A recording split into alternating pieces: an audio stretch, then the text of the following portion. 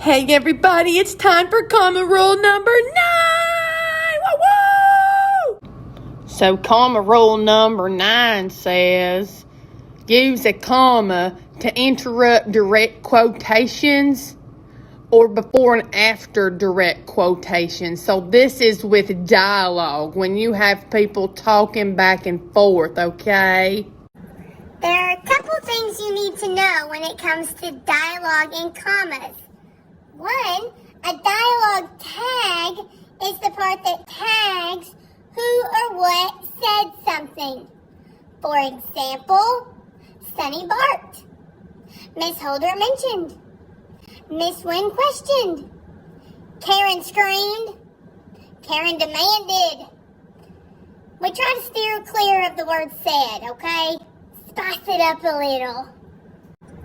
The second thing that you need to know is that commas like to snuggle.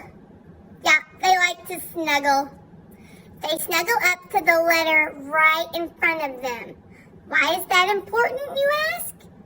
Because you have to determine if the comma goes inside the quotations or outside the quotations. What we mean when we say commas like to snuggle is that you're going to have to decide if your comma goes inside the quote or outside the quote. If the comma likes to snuggle the letter before it, the letter before the comma here is O. So it's going to snuggle right up to that O so that it's inside those quotation marks. This is an example of using an end tag. Sunny whisper, that tells me who's saying it, and it comes at the end of the dialogue. So using a comma after direct quotation, this is your quotation, hello. So I need a comma after it before my tag. This is an example of a beginning tag. So that means who said it comes at the beginning. So using a comma before direct quotation. So here's your quotation, I'm hungry. I'm using my comma before it. Remember, your comma snuggles the letter in front of it. So the letter in front of the comma is a D. So my comma is going to snuggle up to the D, and so it's outside the quotation marks. Again, this is an example of a beginning tag telling you who said it. This is an example of a middle tag, where your tag telling you who said it comes in the middle of the quotations. I love is part of the quotations. All the leaves is part of the quotations that Mowgli is shrieking. So the comma rule says use a comma when interrupting quotations. So the middle tag is interrupting I love all the leaves. So again, your comma snuggle. So I've got to have a comma between all words spoken and who said it every time there's dialogue. So the first part spoken is I love. So the comma is snuggling up to the E, which means it's going inside the quotation marks.